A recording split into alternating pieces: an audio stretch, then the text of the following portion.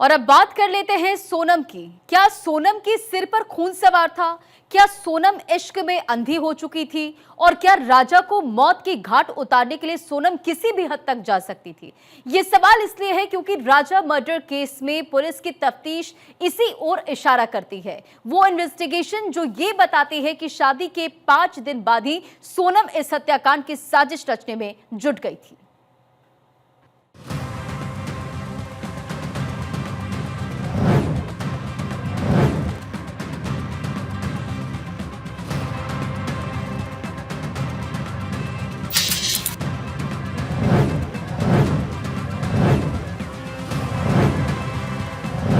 चार मोहरे एक रानी, राजा की खत्म कहानी।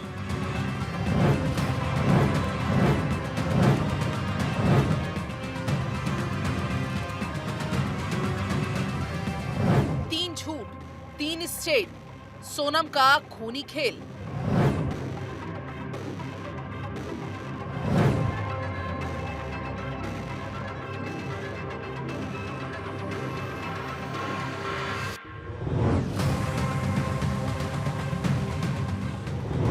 सोनम का सुपारी कांड, खतरनाक मर्डर प्लान।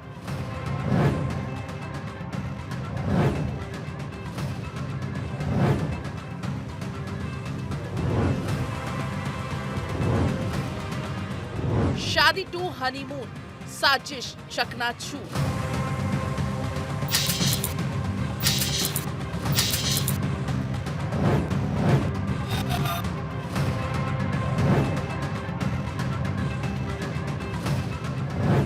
सोनम की शैतानी स्क्रिप्ट, राजा का मर्डर था फिक्स।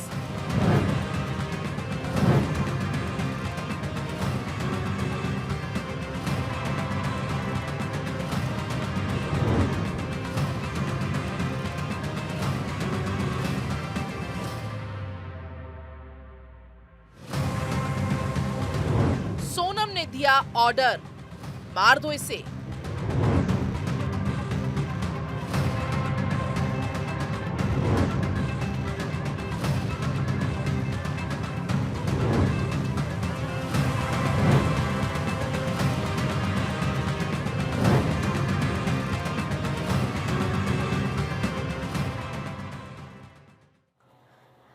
तीन राज्यों में ये मर्डर मिस्ट्री घूम रही है। पुलिस की माने तो सोनम ने वो 3 झूठ बोले थे जिसने पुलिस का शक उस ओर और गहरा कर दिया था। तो पुलिस इस बात का भी दावा कर रही है कि राजा मर्डर केस में उसकी परत दर परत इन्वेस्टिगेशन के चलते आज सोनम के खिलाफ वो सबूत जमा हो गए हैं जो सोनम को इस हत्याकांड का मास्टरमाइंड बताने वाले हैं। रिपोर्ट देखिए।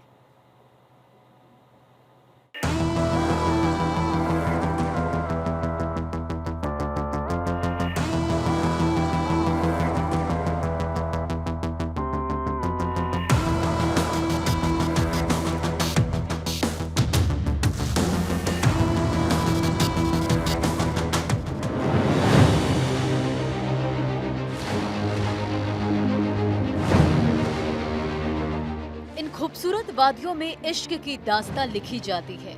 इन वादियों में नए जोड़ों का प्यार परवान चढ़ता है तो खूबसूरत इन वादियों में एक दूसरे के लिए कस्में खाई जाती हैं। लेकिन मेघालय की आज यही खूबसूरत वादियां एक खूनी कहानी के चलते सुनसान है। हनीमून कपल की जगह यहाँ संगीनों का साया है और वो मर्डर की स्क्रिप्ट है जिसने देश को दहला दिया है।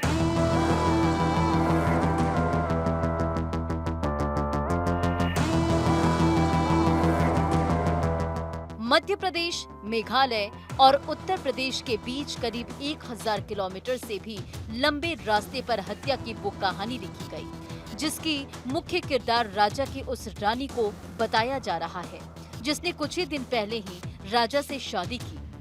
उसके साथ 7 जन्मों का वचन लिया था। वो रानी जो उसकी अर्धांगिनी बनी, लेकिन कोई नहीं जानता था कि जो रानी राजा के साथ कई जन्मों की कस्में खा रही थी उसी पर आज राजा की हत्या का आरोप लगेगा।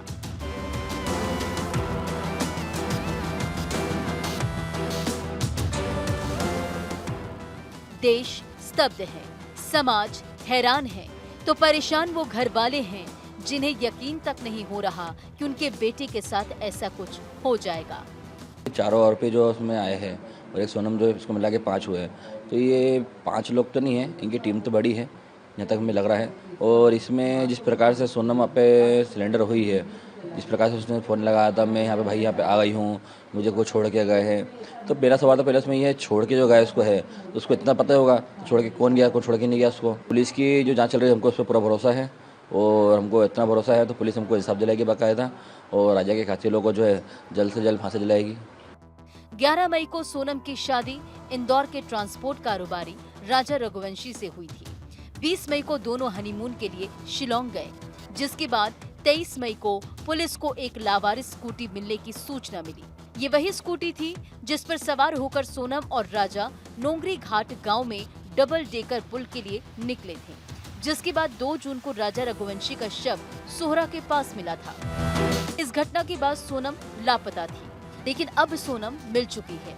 तो सामने मेघालय पुलिस की वो थ्योरी है जो ये बताती है कि सोनम का असली चेहरा बेहद खतरनाक है।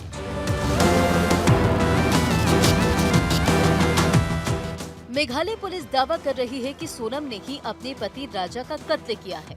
तो सामने मेघालय पुलिस के पास सोनम के वो 3 झूठ भी हैं जो राजा की रानी को आरोपी साबित करने के लिए काफी है। सोनम का पहला झूठ, 2 जून को राजा की लाश मिलने के बाद मेघालय पुलिस ने SIT का गठन किया था। इन्वेस्टिगेशन टीम सोनम की तलाश कर रही थी। इस दौरान टीम को पता चला कि 23 मई को दोपहर 1:43 पर सोनम ने इंदौर में अपनी सास उमा रघुवंशी को कॉल किया था। सास ने सोनम से पूछा था कि बेटा खाना खाया कि नहीं, तो सोनम ने जवाब दिया कि मेरा उपवास है। हेलो हेलो, हाँ मैं राजा का फोन चल नहीं हुआ अभी नहीं हुआ, बस हम चढ़ाई कर रहे हैं। है? हम ऊपर चढ़ गए फिर फोन लगाते हैं। और आज तो उपवास होगा फिर। मेरा तो उपवास है ना, मेरे को 2-3 बार बोल दिया। मैंने मैं घूमने के चक्कर में अपनी ग्यारस थोड़ी तोड़ूंगी। वही तो कह रही, मैं अभी फरियार बना रही तो मेरे को एकदम से याद आ गई कि आज तो मेरे बहू का उपवास बापे। हाँ, खिचड़ी बना मम्मी रही का हूँ। सुबह फोन आ गया था कि उपवास है, तो मैं नहा उठी। हाँ तो कहीं दूध लस्सी जो भी मिल रहा हो उपवास का सामान वो खा लो। अब पहले ऊपर तो चढ़े, जंगल में है, यहाँ से आज कुछ मिलेगा। बाप रे, मैंने कही थी कुछ ड्राई फ्रूट रख के ले जाओ, तो बोले हाँ क्या करेंगे हम, दो ये जंगल है, पता, घोर जंगल है, एकदम खड़ी चढ़ाई है। चढ़ना मतलब उतरना भी खड़ा ही है और चढ़ना भी खड़ा ही है। तो वहाँ ऊपर देखने के लिए क्या गए? वो अंदर है, वो पहाड़ के अंदर। मना करी थी मैंने तो सुनते नहीं है। हाँ अच्छा, हाँ, तो चलो। वही तो कह रही, वहाँ क्या देखने पहुँच गए तुम? नीचे से देख लेते। झरना देखने गए थे, बड़ा वाला। हाँ नीचे से देख नहीं तो हालत खराब हो गई तो चढ़ के मैंने कहा कुछ नहीं हुआ।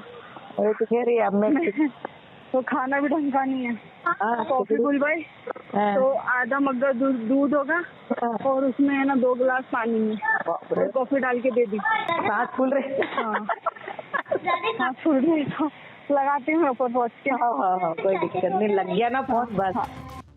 जबकि हकीकत क्या थी, ये पुलिस को होम स्टे के संचालक ने बताया। पुलिस ने जब शिपारा होम स्टे के संचालक से पूछताछ की तो उसने बताया कि 23 मई को सोनम लौटी थी और उसने बढ़िया खाना खाया था। हालांकि सोनम के साथ राजा नहीं था। सोनम ने जो अपनी सास को बताया और जो होम स्टे के संचालक ने पुलिस को बताया, दोनों स्टेटमेंट में विरोधाभास था, जिससे मेघालय पुलिस का शक सोनम पर गहराया। राजा के मर्डर के बाद सोनम भी गायब थी, तो इस दौरान मेघालय पुलिस पर लगातार प्रेशर बन रहा था। तो इसी बीच इन्वेस्टिगेशन में सोनम का एक और झूठ भी पुलिस के सामने बेनकाब हो गया।